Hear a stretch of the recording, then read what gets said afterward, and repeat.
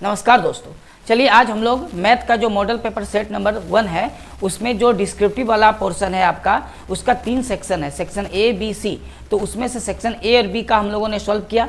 आप वीडियो को अगर अभी तक नहीं देखे तो आप पहले उसको देख लीजिए। सेक्शन ए और बी का कंप्लीट सॉल्यूशन उसमें बताया गया है। ठीक है, आज हम लोग सेट नंबर जो 1 है डिस्क्रिप्टिव वाला पोर्शन का मैथ का, उस मॉडल पेपर सेट 1 का जो मैथ का डिस्क्रिप्टिव वाला पोर्शन है उसका सेट नंबर 1 का सेक्शन सी को सॉल्व करेंगे। ठीक है, क्योंकि सेक्शन ए और बी का सॉल्व हो चुका है। तो आप देखिए सेक्शन सी जो लॉन्ग क्वेश्चन होता है, जिसमें से आपको टोटल 5 क्वेश्चन पूछा जाएगा सेक्शन सी से, लेकिन उस 5 में से केवल आपको 3 ही क्वेश्चन बनाना है। अब प्रत्येक क्वेश्चन में आपको 5 मार्क्स मिलेगा, यानी 15 नंबर आपका आ जाएगा। ठीक है, सबसे अच्छा पोर्शन अगर है कोई नंबर उठाने के लिए तो सेक्शन सी वाला है, क्योंकि 3 ही क्वेश्चन बनाना है और आपको 15 नंबर मिल जाएगा, यानी प्रत्येक क्वेश्चन पर 5 नंबर।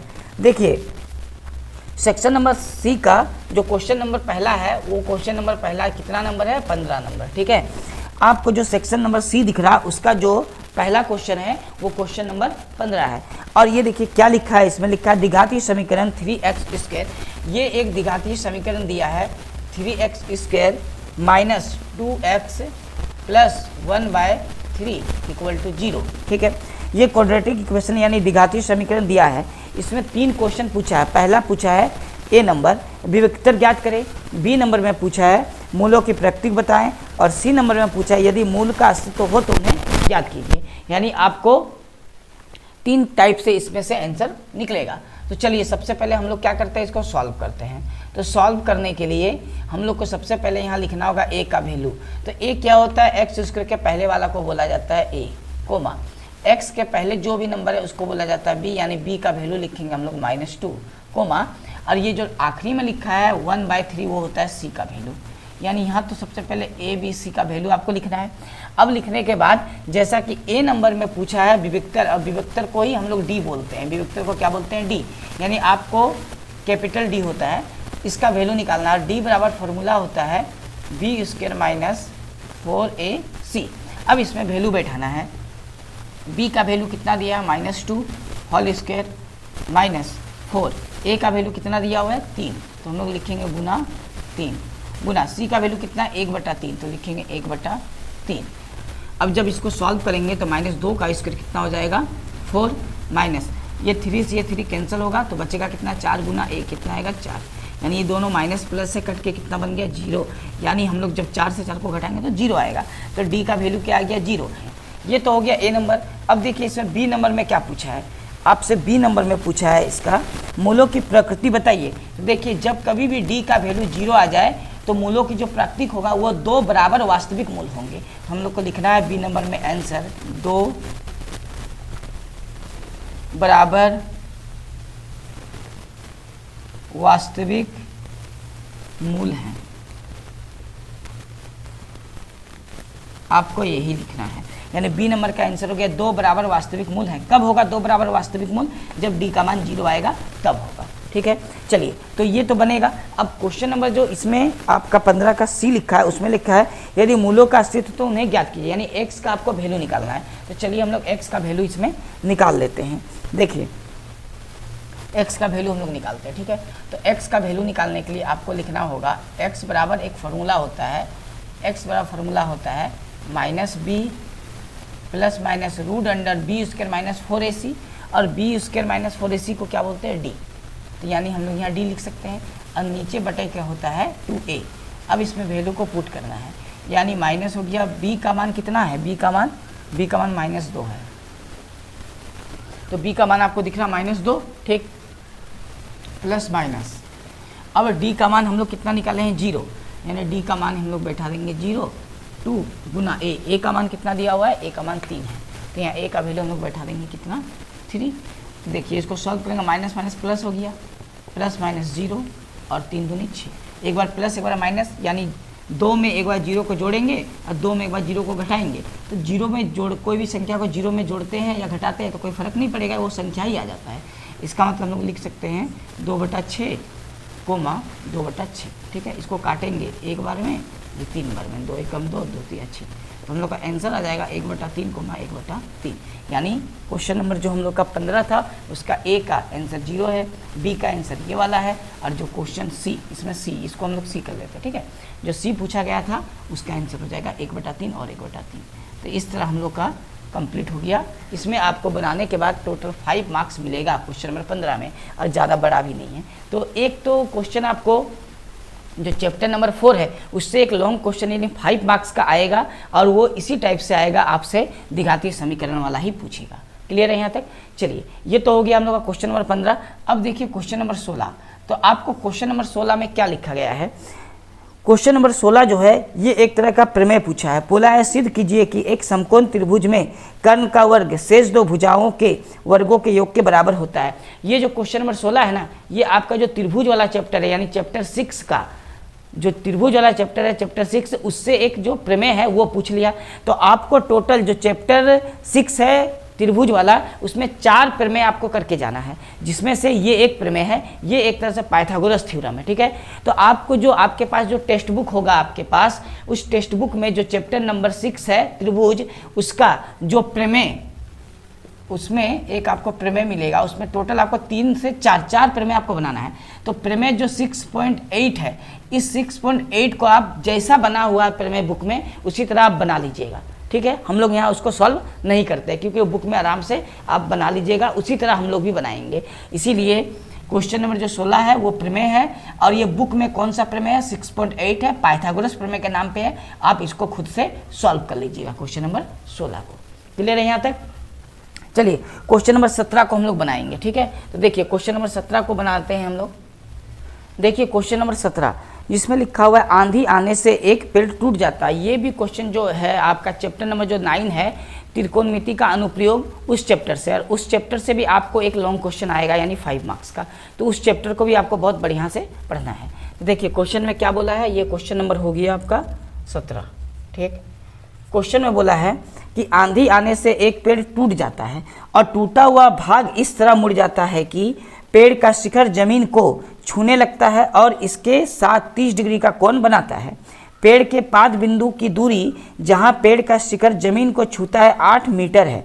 पेड़ की ऊंचाई ज्ञात कीजिए। देखिए हम लोग सबसे पहले समझते हैं कि मान लिया जाए ये एक जमीन है, ठीक है, इस पे एक पेड़ खड़ा है, ठीक है। हम लोग इस पे क्या बना देते हैं? पेड़ बना देते हैं, ठीक। ये पेड़ बना देते हैं हम लोग एक, इस पे एक पेड़ क्या है? खड़ा है। अब मान के चलते हैं कि पेड़ की जो पूरा लंबाई है, इस पॉइंट को मान लेते हैं ए और इसको मान लेते हैं बी। पेड़ एकदम स्ट्रेट है तो ये कितना डिग्री का बनेगा? 90 डिग्री का बनेगा, ठीक है। तो ए बी अगर पेड़ की ऊंचाई है, अब पेड़ कहीं एक स्थान से, एक जगह से टूट के पेड़ नीचे गिर जाता है, तो मान ले से पेड़ यहाँ से गिर के टूट जाता है, यहाँ से पेड़ टूट जाता है, टूटने के बाद ये इस तरह झुक जाता है, यानी यहाँ से ए और सी, यानी पेड़ सी से टूट के यहाँ पर आ जाता है, इस पॉइंट पे आके गिरता है, ठीक है। और इस पॉइंट को हम लोग मान लेते हैं डी, ठीक। और ये पेड़ अभी खड़ा है तो हम लोग इसको पूरा लाइनिंग दे देते हैं। ये पेड़ अभी खड़ा है, टूटा हुआ भाग पेड़ का क्या है? ए और सी, यानी ए और सी ही टूट के सी और डी बना है। आपको इसको समझना है। क्लियर है यहाँ तक? तो अब देखिए हम लोग यहाँ लिखेंगे माना, अच्छा अभी क्या है ना, ये जो छूता है पेड़ का ऊपर वाला जो सिरा ए है वो डी में बदल गया, यहाँ डी हम लोग पॉइंट पे नाम दिए, और ये 30 डिग्री का है, ठीक है। और ये पेड़ का पाद बिंदु से जितना दूरी पर इसका ये सिरा आके टच करता है, ये दूरी दिया हुआ 8 मीटर। आपसे पूछा है पेड़ की ऊंचाई, है पेड़ कहाँ से कहाँ तक है? ए से लेकर बी तक। अब एक बात समझना है कि ए से सी जितना बड़ा भाग टूटा है वही भाग यहाँ लटक रहा है सी और डी, जिसको हम लोग नाम दिए हैं। इसका मतलब ए सी जितना बड़ा होगा सी डी भी उतना ही बड़ा होगा। तो हम लोग अगर सी डी का वैल्यू निकाल दें तो वो वैल्यू ए सी के बराबर हो जाएगा, और सी बी को निकाल दें तो ये सी बी और इधर का सी डी जो ए सी के बराबर होगा, इन दोनों का मान ही मिलके पूरा पेड़ का लंबाई हो जाएगा, ठीक है। तो चलिए हमको लिखना क्या है, तो यहाँ हम लोग लिखते हैं माना ए बी पेड़ की ऊंचाई है, ठीक है। हम लोग मान लेंगे ए बी क्या है? पेड़ की ऊंचाई है, ठीक है। माना ए बी पेड़ की ऊंचाई है ना। पेड़ बिंदु सी से टूटकर जमीन पर बिंदु डी पर आकर मिलता है, ठीक है। तो लिखेंगे पेड़ बिंदु सी से टूटकर, सी से टूटकर जमीन पर बिंदु डी पर छूता है, ठीक है। हम लोग इस बात को मानना पड़ेगा हम लोगों को कि पेड़ बिंदु सी से टूटकर जमीन पर बिंदु डी पर छूता है, जमीन पर बिंदु डी पर क्या कर रहा है, छू रहा है एक दूसरे को, जो 30 डिग्री का कोण बना रहा है। अब हम लोग लिखेंगे त्रिभुज सी बी डी में, तो हम लोग त्रिभुज सी बी डी में लिख सकते हैं बी सी बटा बी डी। अब इस त्रिभुज में जो बी सी है वो लंब है और जो बी डी है वो आधार है, यानी लंब बटा आधार किसका होता है, 10 का। तो हम लोग लिखेंगे 10 30 डिग्री। बी सी का वैल्यू हम लोग को पता नहीं है, बी डी का वैल्यू पता है, कितना है 8 मीटर, ठीक। 10 30 डिग्री का मान कितना होता है, 1/√3। तो हम लोग बी सी का मान यहाँ से निकालेंगे, 8 मीटर को 1 से गुना करेंगे तो 8/√3 मीटर, यानी बी सी, जो बी सी का जो लंबाई है, ये पेड़ है तो पेड़ का कुछ लंबाई हम लोग को पता चल गया, ठीक है। अब हम लोग सी और ए यानी ए सी का मान निकालना है, ये भी पेड़ की लंबाई, लेकिन ए सी इस त्रिभुज में नहीं है, लेकिन ए सी जितना बड़ा है सी डी भी उतना ही बड़ा है, तो इसका वैल्यू निकालेंगे तो ए सी निकल जाएगा। तो हम लोग अब लिखेंगे यहाँ पर आपका जाके बी सी ये वाला बटा सी डी, बटा में क्या जाएगा सी डी, ठीक है। अब ये लंब है, ये कर्ण है, तो लंब बटा कर्ण यानी P/H किसका होता है, साइन का, तो हम लोग लिखेंगे साइन 30 डिग्री। अब चूंकि बी सी का मान हम लोग निकाले हैं 8/√3, तो हम लोग बी सी का मान लिखेंगे 8/√3। सी डी हम लोग को पता नहीं है, ठीक है, तो सी डी हम लोग लिख दिए। अब चूंकि सी डी और ए सी बराबर है आपस में, तो हम लोग सी डी के बदले में ए सी भी लिख सकते हैं। साइन 30 डिग्री का मान कितना होता है, 1/2। अब चूंकि ये जब सॉल्व करेंगे तो सी डी यहाँ जाएगा और 2 8 से गुना हो जाएगा, यानी सी डी का मान आ जाएगा 16√3 मीटर, और सी डी का मान ही क्या हो सकता है, ए सी का मान, ठीक है, 16√3 मीटर। हमको यहाँ लिख देना, चूंकि ए सी बराबर है किसके, सी डी के, ए सी बराबर है किसके, बराबर है सी डी के, तो ए सी का मान हम लोग यहाँ लिखें 16 बटा क्या आ गया, ये √3, ये √3 है, ठीक है, 16/√3 आ गया मीटर में। अब देखिए यहाँ पर हम लोग को बी सी और ए सी को अगर जोड़ेंगे तो पूरा ए बी की लंबाई निकल जाएगा। तो हम लोग यहाँ लिख सकते हैं ए बी, जो पेड़ की ऊंचाई है, ए बी बराबर ए सी जोड़ बी सी, और ए सी का वैल्यू हम लोग निकाले हैं, कितना ए सी का वैल्यू है 16/√3, तो लिखेंगे 16/√3 प्लस बी सी का वैल्यू हम लोग निकाले हैं 8/√3, हम लोग लिखेंगे 8/√3। इसको सॉल्व करेंगे तो आएगा 24/√3। चूँकि √3 है तो √3 का हम लोग कर देंगे परमीकरण, हर का परमीकरण यानी रेशनलाइज, √3/√3। नीचे √3 को गुना करेंगे √3 से तो 3 बनेगा, और ऊपर में 24 गुना √3 लिखाएगा, ठीक। अब 3 से ये 24 कितना बार में, 8 बार में कटने के बाद आ जाएगा 8√3 मीटर। ये जो 8√3 मीटर निकला है, ये पूरा पेड़ यानी ए और बी की लंबाई है जो पेड़ थी। क्लियर है यहाँ तक, तो हम लोग का ये आंसर हो गया, तो हम लोग इसको आंसर लिख सकते हैं, ठीक है। चलिए, तो हम लोग का ये जो क्वेश्चन नंबर 17 था, ये हम लोग का जो टेक्स्ट बुक का चैप्टर नंबर 9 है उससे दिया, उससे एक क्वेश्चन आपको आएगा, जिसमें से ये भी क्वेश्चन आपका क्या है, इंपॉर्टेंट है। अब हम लोग देखते हैं क्वेश्चन नंबर 18 को। देखिए क्वेश्चन नंबर 18, क्वेश्चन नंबर 18 में लिखा है, एक तुर्की टोपी शंकु के एक छिनक के आकार की है, यदि इसके खुले सिरों की त्रिज्या 10 सेमी है और ऊपरी सिरे की त्रिज्या 4 सेमी है और टोपी की तिर्यक ऊंचाई 15 सेंटीमीटर है, तो इसके बनाने प्रयुक्त पदार्थ का क्षेत्रफल ज्ञात कीजिए। मतलब कहना है इसका कि इसको बनाने में जो प्रयुक्त पदार्थ लगा है उसका क्षेत्रफल निकालना, ठीक है। तो हम लोग समझते हैं तुर्की टोपी क्या है, तो ये एक छिनक का आकार का होता है। तुर्की टोपी किसके आकार का होता है, छिनक के आकार का, ठीक है। ये चैप्टर नंबर आपका जो 13 है उससे ये क्वेश्चन दिया है, और चैप्टर नंबर 13 से भी एक क्वेश्चन आपको आएगा एग्जाम में जो 5 नंबर का रहेगा, ठीक है। और चैप्टर नंबर 13 में ना मात्र 4 से 5 क्वेश्चन ही इंपॉर्टेंट है जिसमें लॉन्ग क्वेश्चन आता है, यानी 5 मार्क्स का आता है, ठीक है। उसमें से ये भी एक क्वेश्चन है। तो हम लोग समझते हैं तुर्की टोपी का आकृति कैसा होगा, जो तुर्की टोपी है, ठीक है। तो इसको सबसे हम लोग पहले समझते हैं छिनक है। छिनक क्या होता है, जब मान लीजिए कोई आकृति आपका शंकु के आकार का है, तो शंकु का जो नोखिला वाला भाग है उसके तरफ से उसको काट के अलग कर देने के बाद जो पार्ट्स बचेगा उसको छिनक कहते हैं। तो शंकु को काटने के बाद जो बड़ा वाला पार्ट बचेगा उसको क्या कहते हैं, छिनक। इसका मतलब जो तुर्की टोपी है उसका आकृति हम लोग पहले समझ लेते हैं किस टाइप से होगा, ठीक है। देखिए ये हो गया इसका ऊपर वाला सिरा मान लेते हैं, है ना, और ये हो गया इसका नीचे वाला सिरा, ठीक। ये बोला है तुर्की टोपी है, मतलब इस टाइप से हम लोग को टोपी समझना है, जो इसको हम लोग क्या बोल रहे हैं, छिनक, ठीक है। तो तुर्की टोपी किसके टाइप का होता है, एक छिनक टाइप का होता है, जैसे कि एक बाल्टी टाइप से है, ठीक है। अब इसमें से इससे नीचे वाला भाग ये खुला वाला भाग है, बाकी ये ऊपर वाला जो भाग है ये आपका खुला हुआ भाग नहीं है, ये पूरा क्या है, बंद वाला भाग है।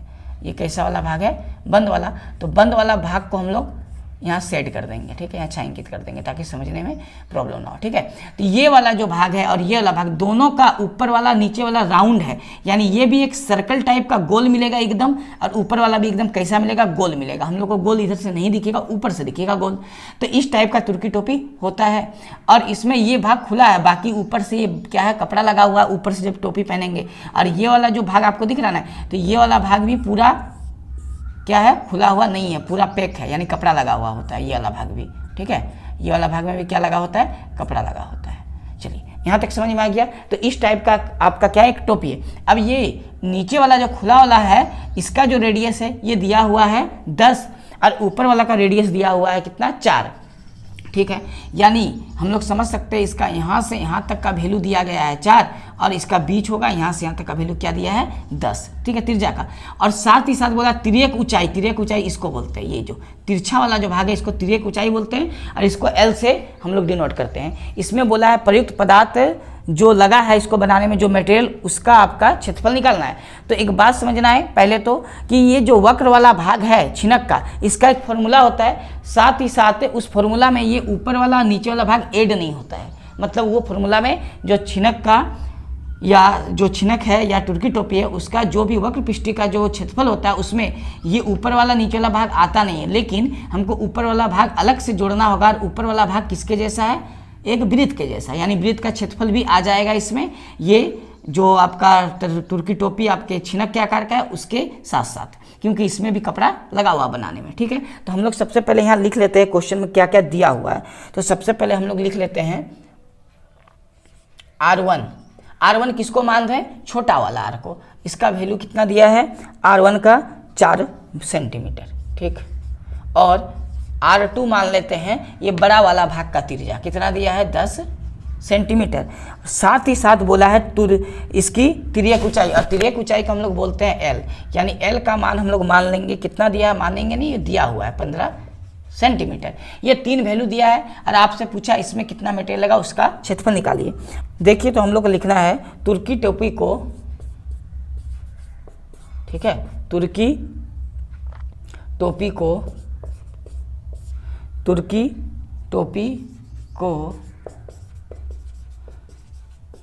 बनाने में प्रयुक्त पदार्थ का क्षेत्रफल क्या होगा। तो सबसे पहले हम लोग छिनक का वक्र पृष्ठ क्षेत्रफल लिखेंगे, जिसका फॉर्मूला होता है पाई R1 प्लस R2 तिर्यक ऊंचाई L। साथ ही साथ हम लोग ऊपर वाला जो सर्कल है उसका क्षेत्रफल यानी वृत्त का क्षेत्रफल को भी जोड़ देंगे। अब वृत्त का क्षेत्रफल होता है पाई R²। अब बात क्या है कि यहाँ पर R 2 गो है, R1 R2, तो ये कौन वाला R होगा, ऊपर वाला। ये छोटा वाला R को क्या माना गया, R1, क्योंकि इसका वैल्यू 4 है, ठीक है। अब इसमें हम लोग वैल्यू को पुट कर देंगे, तो यहाँ पर ही पाई है, ठीक है। तो पाई का मान 22/7 ले लिए, ब्रैकेट R1 कितना है, R1 4 है, R2 कितना है 10 है, L का मान कितना दिया हुआ है 15, प्लस यहाँ पर ही पाई का मान क्या हो जाएगा 22/7, R1 कितना है 4, और 4 का स्क्वायर करेंगे तो हो जाएगा 16। इसको सॉल्व करेंगे, 22/7 गुना 14 गुना 15, ठीक है। देखिए ये 2 बार में कट जाएगा, यानी आया कितना, हम लोग गुना करेंगे तो 22, 30 जोड़। अब इसको हम लोग 16 को 22 से गुना कर देते हैं, ठीक है। 22 को 16 से गुना करेंगे तो आएगा 352, अब बटा में कितना है 7, ठीक है। 22 को 30 से गुना करेंगे तो आएगा 660, 352 बटा 7, इतना तो आया। अब इसको हम लोग आगे जब सॉल्व करेंगे तो 7 से इसको गुना करके इससे जोड़ेंगे हम लोग, ठीक है। चलिए तो इधर हम लोग सॉल्व कर लेते हैं, तो एलसीएम आ जाएगा 7, 7 से इसको गुना करते हैं 0, 7 छक 42 का रहा, 2 हाथ में 4, 7 छक 42 और 4 46, इतना आएगा। और इधर बचेगा 352। अब इसको हम लोग जोड़ेंगे, 2 का 2, 5 2 7, 6 3 9, 4 का 4 बटा 7। अब इसको जब भागा लगाएंगे हम लोग तो आएगा 710 पूर्णांक 2 बटा 7 सेंटीमीटर स्क्वायर। हम लोग 4972 को जब 7 से भागा लगाएंगे तो भागा करने के बाद आएगा 710 पूर्णांक 2 बटा 7 सेंटीमीटर स्क्वायर। ये आपका आंसर हो गया। बस इतना आपको बनाना है। और एक बार समझ लेना है कि जो हम लोग का छिनक होता है, छिनक का वक्र पृष्ठ क्षेत्रफल का फॉर्मूला ये होता है, ठीक है। छिनक का वक्र पृष्ठ क्षेत्रफल का फॉर्मूला क्या होता है, ये वाला होता है। ये अलग से हम लोग वृत्त का क्षेत्रफल लगाएं क्योंकि इसका भी मान हम लोग को क्या करना था, निकालना था। क्लियर है यहाँ तक। ये चैप्टर नंबर आपका जो 13 है उससे ये सवाल पूछा गया है। देखिए अब हम लोग का एक आखिरी क्वेश्चन और बचा है सेक्शन नंबर सी का। सेक्शन नंबर सी में आपको तो सॉल्व करना है एग्जाम में 3 ही क्वेश्चन, ठीक है, लेकिन आपको देगा 5 क्वेश्चन। उस 5 क्वेश्चन में से जो आपको सबसे अच्छा लगेगा, जो सबसे आसान लगेगा, आप पहले उसी 3 को सॉल्व करिएगा, ठीक है। तो एक क्वेश्चन और है, हम लोग उसको सॉल्व कर लेते हैं। देखिए जो आपका क्वेश्चन नंबर 19 है, जो सेक्शन सी का आखिरी क्वेश्चन है, यानी जो डिस्क्रिप्टिव टाइप का जो आपका सेट है उस सेट का ही आखिरी क्वेश्चन है, ठीक है। देखिए ये जो चैप्टर है ये आपका बारंबारता वाला जो चैप्टर है, यानी संख्या की जो चैप्टर है उससे दिया गया है। और इसमें आपसे क्वेश्चन में क्या है कि क्वेश्चन में कुछ डेटा दिया हुआ है, बोला निम्न आंकड़ों का मध्य ज्ञात कीजिए। आपका एक आंकड़ा दिया है, उसका मध्य ज्ञात करना है। ये वर्ग अंतराल दिया है और बारंबारता को हम लोग FI बोलते हैं, तो हम लोग लिख लेंगे FI दिया हुआ है। बारंबारता कितना दिया है 5, इसके बाद दिया है 8, उसके बाद दिया है कितना 10, बारंबारता कितना दिया है 10, 10 के बाद दिया है 3, 3 के बाद दिया है 8 और 8 के बाद दिया है 6। ये बारंबारता हम लोग को दिया गया है। क्लियर है यहाँ तक। देखिए इसके बाद हम लोग को क्या वर्ग चिन्ह निकालना है। क्या निकालना है, वर्ग चिन्ह, और इसी को हम लोग बोलते हैं XI। तो वर्ग चिन्ह को हम लोग किससे डिनोट करते हैं, XI से, ठीक। इनको हम लोग XI से डिनोट करते हैं। वर्ग चिन्ह कैसे निकलेगा, इन दोनों को जोड़ के 2 से डिवाइड करना पड़ता है, यानी 0 और 10 को जोड़ेंगे तो आएगा 10 और 2 से भागा देंगे तो आएगा 5, ठीक। 10 और 20 को जोड़ के 2 से भागा देंगे तो जोड़ेंगे तो 10 और 20 30, और 30 का आधा क्या होता है 15, क्योंकि 2 से हम लोग क्या कर रहे हैं भागा। वर्ग चिन्ह इसी तरह निकलता है, यानी इन दोनों का जोड़ करके आधा कर देना है, यानी आएगा कितना 25। इन दोनों को जोड़ के 70, उसका आधा कर देना, आएगा कितना 35। इन दोनों को जोड़ के आधा करना है तो जोड़ के 90 आएगा, आएगा यहाँ पर 45। इन दोनों को जोड़ के आधा करना है यानी 2 से डिवाइड तो आएगा 55, ठीक है। इतना तो आ गया हम लोग का XI का वैल्यू। अब इसके बाद हम लोग को निकालना है FI और XI का गुना, FI और XI का गुना, यानी इन दोनों को गुना करके लिखना है। तो इसको इससे गुना करेंगे तो कितना आएगा 5 5 25, इसको गुना करेंगे तो आएगा कितना 120। अब इसको 10 को 25 से गुना करेंगे तो आएगा 250। 3 को हम लोग 35 से गुना करेंगे तो आएगा 105। 8 को हम लोग 45 से गुना करते हैं, 8 5 40 का 0 हाथ मेरा 4, 8 4 32 और 4 36, यानी 360। 6 को हम लोग 55 से गुना करेंगे तो 6 5 30 का 0 हाथ मेरा 3, 6 5 30 और 3 33, यानी 330 आएगा, ठीक है। तो हम लोग को इस तरह पहले कर लेना है। वर्ग अंतराल दिया था, बारंबारता दिया था, बारंबारता को FI बोलते हैं। वर्ग चिन्ह निकालना था, वर्ग चिन्ह को XI बोलते हैं। वर्ग चिन्ह कैसे निकलेगा, दोनों को जोड़ के 2 से भागा करके, दोनों को जोड़ के 2 से भागा करके यहाँ वर्ग चिन्ह निकलेगा, और इसको XI बोलते हैं। फिर हम लोग को बारंबारता और वर्ग चिन्ह को गुना करके यहाँ लिखना है, इसको FI XI बोलते हैं। इतना होने के बाद हम लोग अब क्या करेंगे, जो ये FI है इस सबको जोड़ेंगे, यानी हमको अब निकालना योग है। योग माने जोड़, किसका योग, तो इन सबका योग। तो योग जब हम इन सबका कर रहे हैं तो उसके लिए हमको यहाँ लिखना होगा सिग्मा। इस सिंबल का नाम क्या है, सिग्मा। ये सिग्मा बताएगा कि हम इन सबका जोड़ कर रहे हैं। सिग्मा का मतलब ही क्या होता है, जोड़। अब जोड़ किसका कर रहे हैं, FI का, तो यहाँ हम लिखेंगे एफ आई। ये पता चल गया कि एफ आई का क्या हो रहा है, जोड़। और सबको जोड़ने पर कितना आएगा, 40। इसको जोड़ने पर कितना आएगा, 40। अब हम लोग को निकालना है एफ आई एक्स आई का जोड़। तो हम लोग लिखेंगे पहले यहाँ सिग्मा। ये सिग्मा बताएगा कि हम लोग जोड़ कर रहे हैं। किसका जोड़ कर रहे हैं, जो एफ आई और एक्स आई का जो यहाँ वैल्यू दिया, इन सब का जोड़ करेंगे। चलिए तो जोड़ते हैं, जोड़ने पर देखते आएगा कितना। 5 और 5 10 का 0 हाथ में रहा 1, 2 और 2 4 हाथ में 1 था, तो 5 और 5 10, 10 और 6 16, 16 और 3 19 का 9 हाथ में रहा 1, 1 और 1 2, 2 4 5, 5 और 3 8, 8 और 3 11, यानी 1190 आया एफ आई एक्स आई का जोड़। ठीक, इतना आने के बाद हम लोग अब क्या निकालेंगे, माध्य निकालेंगे। माध्य पूछा है तो लिखेंगे अतः माध्य बराबर, फॉर्मूला क्या होता है माध्य बराबर, फॉर्मूला होता है सिग्मा एफ आई एक्स आई बटा सिग्मा एफ आई। ठीक है, सिग्मा एफ आई एक्स आई ये फॉर्मूला होता है बटा सिग्मा एफ आई। तो सिग्मा एफ आई एक्स आई का वैल्यू कितना है, 1190। तो हम लोग लिखेंगे 1190 बटा, अब सिग्मा एफ आई का वैल्यू कितना है, 40। तो हम लोग लिखेंगे यहाँ 40। ठीक, अब इसको हम लोग भागा देंगे। तो पहले तो 0 और 0 कैंसिल हो गया। ठीक है, बचा कितना, 119 बटा 4। हम लोग इसको भागा लगाएंगे। भागा लगाने के बाद क्या आएगा, 29.75, यानी जब 119 को 4 से भागा देंगे तो आएगा 29.75। ये हम लोग का निकल गया मध्य। ये आंसर है, कितना आएगा, 29.75। ये हो गया आंसर। तो इस तरह हम लोग को सॉल्व करना है। देखिए ये जो चैप्टर है सांख्यिकी चैप्टर है, उस सांख्यिकी चैप्टर मतलब चैप्टर नंबर आपका जो चैप्टर 14 है, ठीक है, 14 नंबर चैप्टर, उसमें से एक क्वेश्चन फिर आएगा लॉन्ग वाला, यानी 5 मार्क्स का।